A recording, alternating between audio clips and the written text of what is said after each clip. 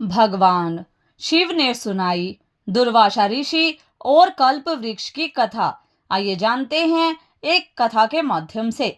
भगवान शिव माता पार्वती को कैलाश पर्वत पर बैठकर अक्सर कहानियां सुनाते रहते थे।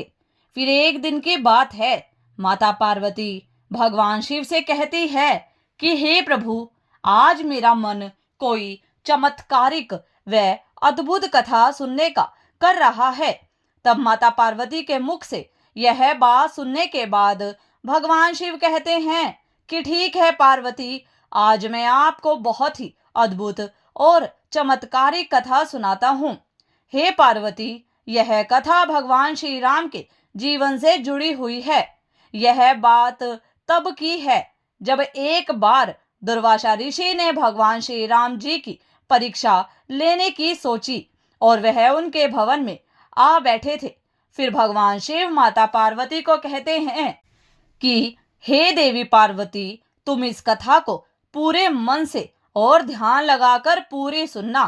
फिर माता पार्वती कहती है कि हे प्रभु, मैं इस कथा को पूरे मन से और ध्यान लगाकर सुनूंगी, आप मुझे इस कथा को सुनाइए। फिर भगवान शिव कथा को प्रारंभ करते हैं और कहते हैं, हे देवी, एक समय की बात है जब दुर्वासा ऋषि भगवान श्री राम जी के दर्शन करने के लिए अपने 60,000 शिष्यों को साथ लेकर अयोध्या नगरी को जा रहे थे। तब रास्ते में आते हुए दुर्वासा ऋषि ने सोचा कि भगवान राम तो मनुष्य के रूप में साक्षात विष्णु जी ही हैं, जो इस संसार में अवतीर्ण हुए हैं। आज मैं कुछ ऐसा करूंगा जिससे सांसारिक लोग भी भगवान राम का पौरुष देख पाएं। अपने मन में ऐसा विचार लिए हुए वे अयोध्या आए और अयोध्या नगरी में प्रवेश कर गए। फिर वे अपने सभी शिष्यों को साथ लेकर भगवान श्री राम के भवन के 8 चौकों को लांघ कर पहले माता सीता के भवन में जा पहुंचे। तब शिष्यों सहित दुर्वासा ऋषि को माता सीता के द्वार पर उपस्थित देख पहरेदारों ने जल्दी से दौड़कर भगवान श्री राम को उनके आने की सूचना दी। यह सुनते ही भगवान श्री राम दुर्वासा ऋषि के पास आ पहुंचे और उन्हें प्रणाम कर सबको बड़े आदर सहित भवन के अंदर ले गए और बैठने के लिए आसन दिया। तब आसन पर बैठते ही दुर्वासा ऋषि ने मीठे वचनों में भगवान श्री राम जी से कहा कि राम, आज मेरा 1000 वर्ष का व्रत पूरा हुआ और इस कारण मैं अपने शिष्यों सहित आपके यहाँ भोजन करने आया हूँ और इसके लिए मैं आपको केवल 1 मुहूर्त का समय देता हूँ। साथ ही यह भी ध्यान रहे कि मेरा यह भोजन जल, धेनु और अग्नि की सहायता से प्रस्तुत न किया जाएगा। केवल 1 मुहूर्त में ही मेरी इच्छा अनुसार वह भोजन मुझे प्रस्तुत किया जाए। इसके अतिरिक्त यदि तुम अपने गृहस्थ धर्म की रक्षा चाहते हो तो मुझे शिव पूजन के लिए ऐसे पुष्प लाकर दो जो आज तक यहाँ किसी ने न देखे हो।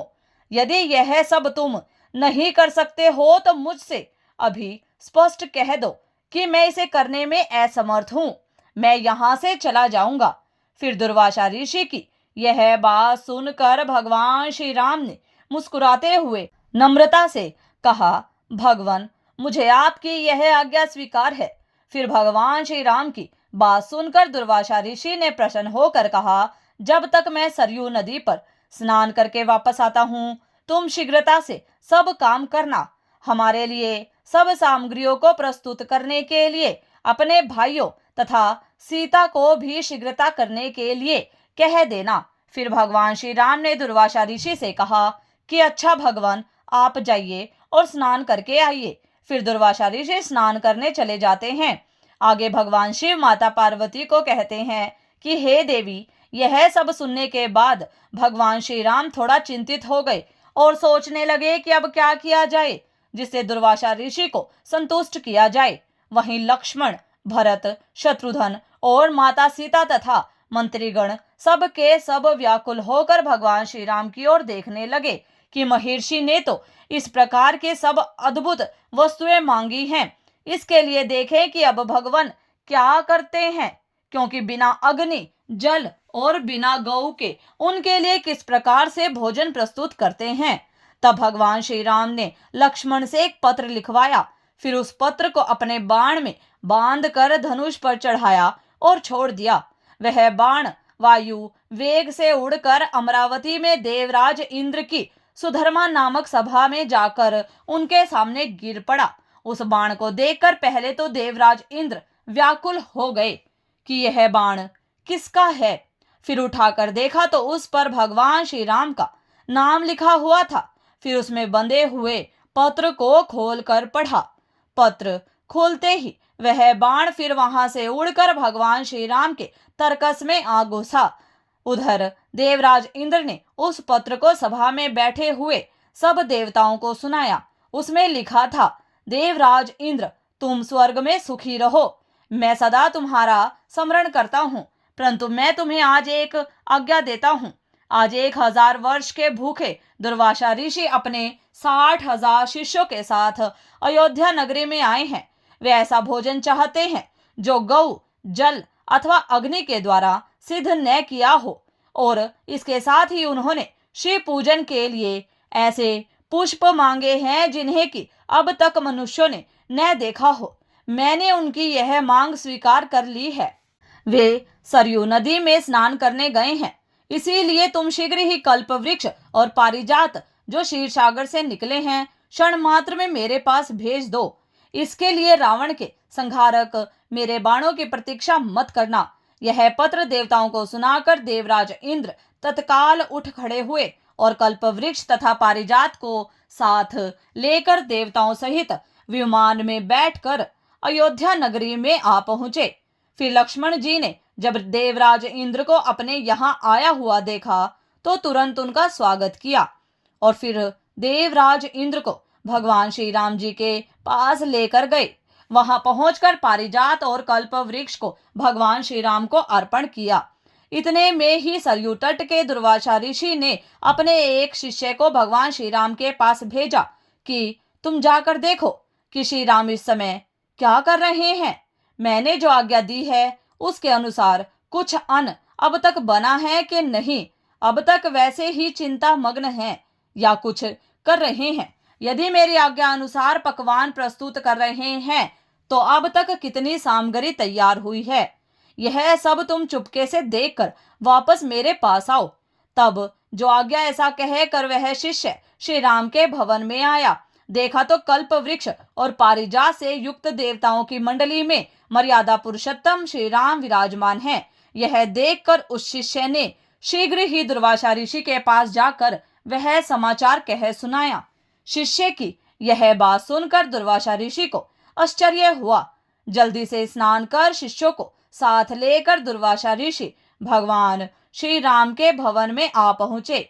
दुर्वासा ऋषि को आते देखकर देवताओं सहित भगवान श्री राम ने उठकर उन्हें तथा उनके सब शिष्यों को बड़े आदर के साथ प्रणाम किया और उत्तम आसन पर बिठाकर माता सीता तथा लक्ष्मण आदि के साथ उनकी पूजा की।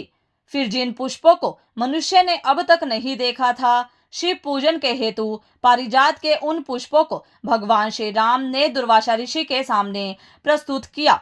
उन पुष्पों को देखकर दुर्वासा ऋषि को एक बार तो आश्चर्य हुआ, लेकिन फिर मौन भाव से उन्हें ग्रहण कर शिवजी तथा अन्य देवताओं की उन पुष्पों से पूजा की। फिर उसी क्षण भगवान श्री राम ने लक्ष्मण तथा माता सीता आदि को सब भोजन परोसने की आज्ञा दी। तब दिव्य अलंकारों से विभूषित माता सीता ने कल्प वृक्ष और पारिजात की पूजा कर अनेक पात्रों को लाकर उनके नीचे रख दिया और वह प्रार्थना करती हुई इस प्रकार बोली कि हे क्षीर सागर से उत्पन्न होने वाले तथा देवताओं के मनोरथों को पूर्ण करने वाले कल्प वृक्ष, आज शिष्यों सहित हमारे यहाँ आए हुए दुर्वासा ऋषि को तुम संतुष्ट कर दो। तब माता सीता के इस प्रकार कहते ही कल्प वृक्ष ने क्षण मात्र में वहां पर रखे हुए अनेक पात्रों को अनेक प्रकार की खाद्य सामग्रियों से परिपूर्ण कर दिया। फिर तो उन सब अन्नों को उर्मिल सहित सीता ने स्वर्ण के पात्रों में रखकर दुर्वासा ऋषि के समक्ष परोस दिया। फिर तो भगवान श्री राम से निवेदित दुर्वासा ऋषि ने अपने शिष्यों के साथ बड़े प्रेम से वह भोजन ग्रहण किया। भोजन ग्रहण करने के बाद भगवान श्री राम से तांबुल और दक्षिणा लेकर वहां से अपने शिष्यों के साथ वापस रवाना हो गए। तो भक्तों, इस प्रकार भगवान शिव ने माता पार्वती को भगवान श्री राम और ऋषि दुर्वासा का यह अद्भुत किस्सा सुनाया। तो भक्तों, आपको हमारी कहानी पसंद आई हो तो वीडियो को लाइक शेयर सब्सक्राइब करें। धन्यवाद।